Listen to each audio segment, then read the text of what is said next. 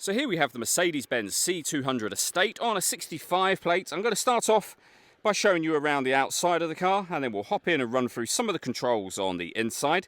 From the outside you can see it's got tinted windows and alloy wheels. We're going to start off inside the boot area first of all.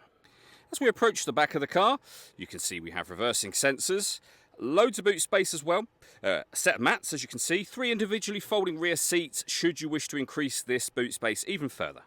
Just briefly before we climb in, I think it's well worth seeing the interior from this exterior point of view. There's plenty to run through on the dashboard, so let's hop in and we'll do that right now. Okay, now that we're inside the car, we're going to start just inside the door here. It's the same on both doors. This is the driver's door, of course, you're looking at the moment. We have electric seat adjustments, 3 memory settings, and your heated driver seat with 3 different heat settings. Also, one of your speakers just there. And we have our windows and deadlocks over this side as well. On to the dials next.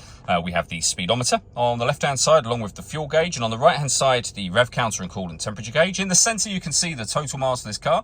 They're 46,564. You can change the information that's displayed in that section using buttons on the steering wheel. You can, for example, have a digital readout for the speedometer, and you can see above that it will show you what gear it's in. It's an automatic, so we of course are in park at the moment. We have the buttons I was using just a second ago, stereo controls, phone controls, the minus and plus paddles so that you can change up and down a gear manually with this automatic gearbox, and then into the center, the main screen for the car, which includes satellite navigation, of course, as you can see. Down below that, we have options for the various things you can have displayed up on the screen. So radio, sat nav, media, so you can listen to your own music, telephone. You can also access vehicle settings. We have our hazard warning lights as well. You can use these buttons, but you could also use the buttons on here. So that button that I just pressed, the combination of the dial and this pad, will enable you to access. So I'm using the pad at the moment. If you see, we're moving left and right by doing that, but we can also move left and right with this dial. So loads of ways to access these menus. I've just pushed the dial down to enter the radio menu. We can get to the bottom here where you see wave band. This car's got FM, DAB and AM radio. We can come back a step. If you want to listen to your own music, you go into the media heading just here. You can see, of course, we have a CD player. But down the bottom here, you can go into devices, where you'll also see the other ways you can listen to music. Bluetooth audio, USB input, memory card. There's loads of ways to listen to your music in this car. And on top of all of that, we've also got a full color reversing camera as well. So lots going on the screen, but very easy to use.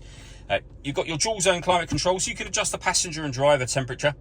Any adjustments you make will show along the bottom of the screen as you make them. Similarly, your fan speed is adjustable in the middle just here. You can determine what direction you'd like the air to be distributed in once it enters the car. When you're happy with those settings, air conditioning's on at the minute, so it's off.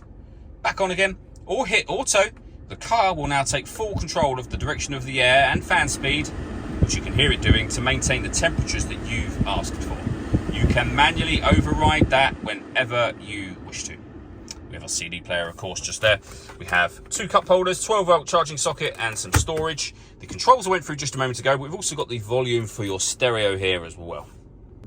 And the last thing I wanted to mention are the twin sunroofs that you see just here. So you can open up the sun blind simultaneously on the front and rear roofs. But this front roof, as you can see, opens and closes as well. The fixed one is, or the rear one I should say, is fixed in position. All that leaves me to say is thank you for taking the time to watch this video. If you'd like to come and see the car for yourself and have a test drive, please feel free to give us a call here at West Horsley Motors. We'd love to hear from you soon.